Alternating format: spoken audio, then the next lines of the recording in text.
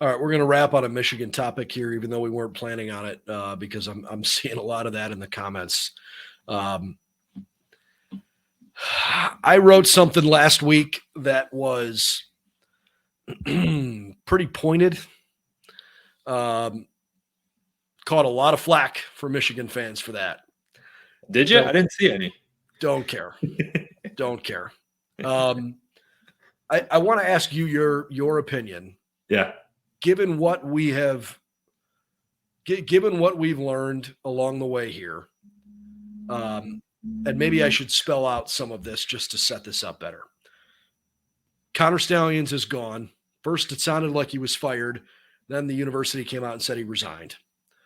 Michigan has essentially acknowledged the fact that there was enough evidence there that he cheated, right? Mm-hmm. They've got the paper trail is available. They've seen enough of this to know that what he did was illegal, and so he's not part of the program anymore. I don't know what in the world is taking the NCAA so long to make some kind of public statement on it, but he was on the sideline at Central Michigan, and there's really no denying it at this point.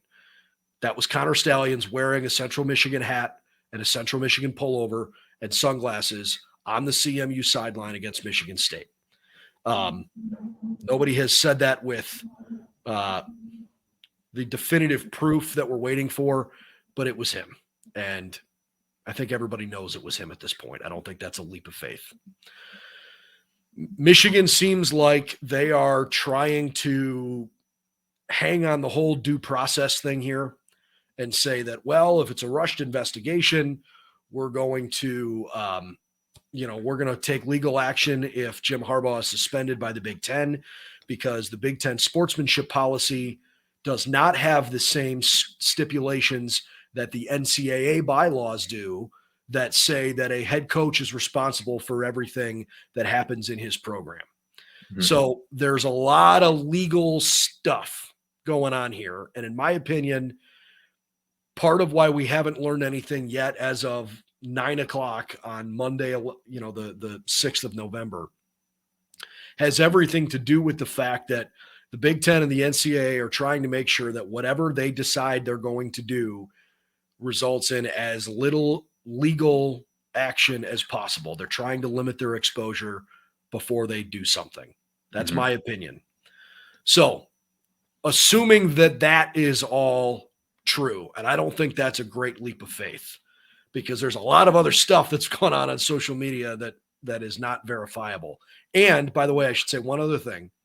Ross Dellinger from Yahoo Sports today reported that the NCAA has no evidence at all linking Ryan Day and his family to an investigation as a PI into Michigan's sphere. So if the NCAA has not found any link there, even though every Michigan fan board seems to say that that's a thing, given everything else that I've said, what do you feel like would be a acceptable punishment for Michigan? Yeah, great question. No, it's a heck of a conversation, and it's like where I kind of fall on it is a little bit, not quite to the edge you are on. It's like, in my thought, I kind of split it up into two ways of looking at it.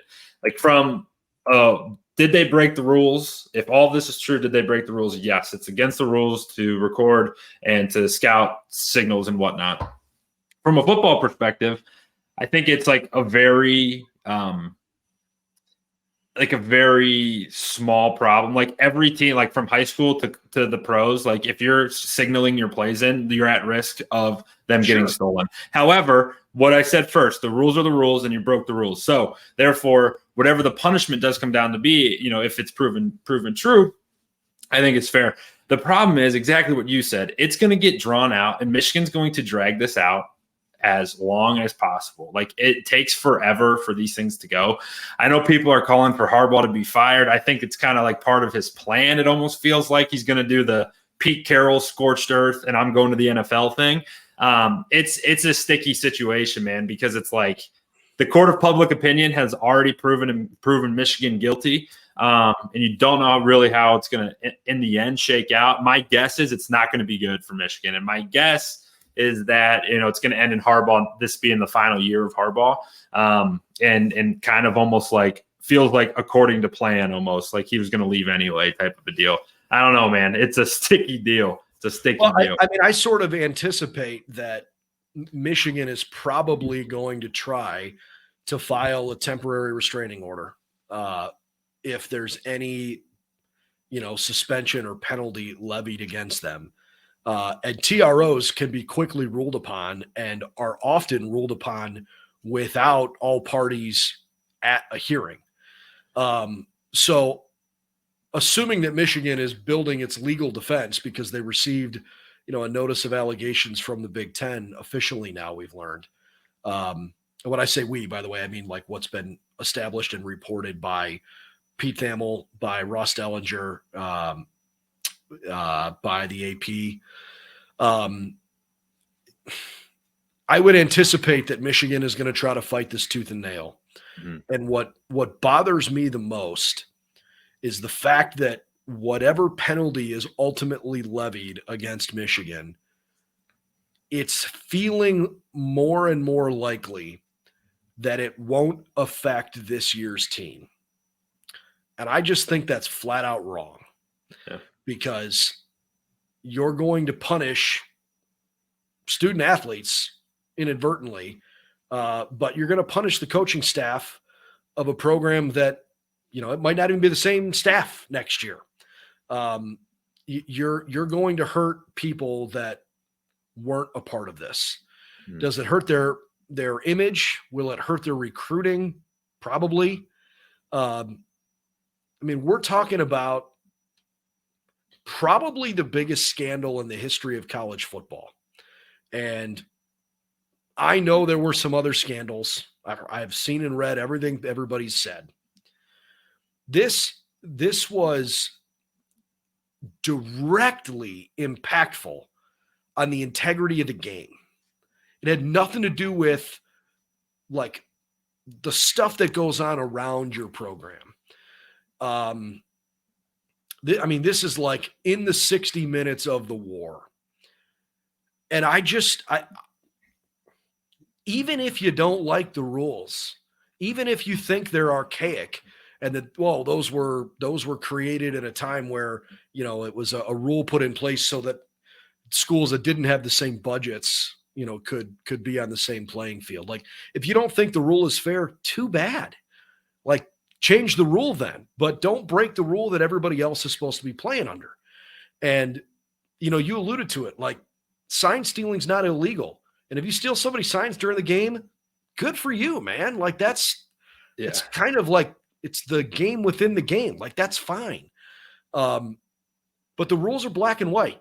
You cannot send someone in person to advance scout an opponent, and you cannot use a recording device to record someone's signals, period. That anything else that like tries to deflect away from that is just a distraction.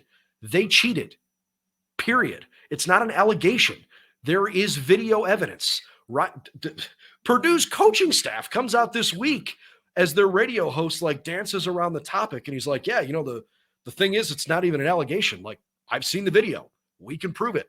The guy in the seats that they sold tickets to and transferred was taking video of our sidelines the whole game. Like, we have it on film.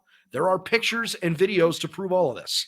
So there's a part of me that's kind of like, does the NCAA or the Big Ten, like, are they not on the internet? Do they not look at, or do they not use what seems to be readily available from everybody else? Well, that's the thing too. I don't want to keep cutting you off. You're good. No, I have a problem. I have a problem with Michigan being allowed to continue to play this year. I do. Does that seem too harsh? I don't care. I don't care. They violated the integrity of the game. I don't think they should be allowed to play again. I don't think that's going to happen. Let me be very clear about that. I don't think that they are going to, be essentially told you're done for the season. But I don't think it's okay that they play. And I thought the fastest post-game handshake of all time at the end of the Michigan-Purdue game, I thought it was too slow. It was ridiculous. Yeah, I was going to say, I was watching the clip. I saw the clip on Twitter, and I was like, I didn't even see Purdue's coach. I didn't even see him. Like, it was like, holy cow. Yeah, it's crazy. It is. And just like you said, the conversation can end right after. Did you break the rules? Is there recording evidence? Like, nothing, all the other information is just not meaningless, because it's like, all right, boom, boom, there you go. And go from there. It's and you know what? If I'm like, I appreciate that Michigan's president, Santa Ono, is trying to stick up for his team, right? He is trying to have his guys back. I think that's admirable. If privately, if I'm on the board of regents, like, what do we got to do to get rid of this guy? Goodbye. Like, it's embarrassing, man. I don't understand how it could be okay for a university to continue to back Jim Harbaugh after he lied to the NCAA on a really minor level. He shouldn't have had recruits on campus during a dead period. You're not allowed to do that. And he lied about it. So you have like no good graces left. You've burned that ability for people to give you the benefit of the doubt. And, to your point on like the whole Pete Carroll, I'm just going to, say sayonara to burn everything and see it. Like, if I'm an NFL franchise, and I realize it's different, but like, why would I want somebody like that has that reputation involved with my team?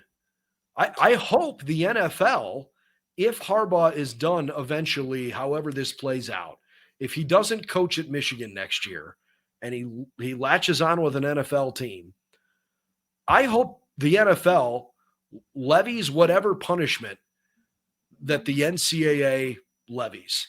And I hope they send the message that, hey, you know what? We're not going to just be some scapegoat for somebody who broke the rules somewhere else. I don't know for sure that that'll happen. I know what happened to Jim Tressel when he, joined the advisory staff for the Indianapolis Colts after he left Ohio State. I know he was suspended for what was it, 6 games maybe? Yeah. So I don't know. But the idea of getting off scot-free is not okay with me. And I'll wrap up this whole thought by just saying it this way. It's very clear. It's one of two things. It can't possibly be something different. Either Harbaugh knew or he didn't know. You either know or you don't know. Mm-hmm. If he knew, he's a cheater. He cheated. If he knew and he let it happen, he's guilty, right? Mm-hmm. Period, point blank. If he didn't know, what an incredible condemnation of his ability to lead a program, to not know what's going on underneath his own nose. Yeah. And I don't know what's worse, right? And again, like, as somebody who either runs a university or runs an NFL franchise, why would I want somebody like that associated with my team or my school? That's I don't know. You make some great points there. I mean, it's tough to argue any of that. I mean, it's like, hey, you got to either know what's going on or you do know what's going on, and you were not only knew about it, but you were encouraging it or letting it happen, and then using it to your advantage. It's crazy, man. It's a wild story, and we'll see. It's going to shake out quickly. It's going to happen a lot quicker than I anticipated. I thought it was going to get kind of drawn out even a little bit longer than even you and I even discussed, but. It seems though it's like steam's starting to pick up, and there's going to be something that happens here pretty darn quick. So, I mean, I've seen on social media from a couple of national reporters that there's going to be some, I don't know if conclusion is the right word for this, but there's going to be some announcement of some punishment levied this week, maybe as soon as Wednesday. The Big Ten is required to give any school that they send a notice of allegations to a reasonable amount of time to respond to that. And I am under the impression that Michigan has a few days since receiving that notice from the commissioner. So I would expect that Michigan will probably hear something this week.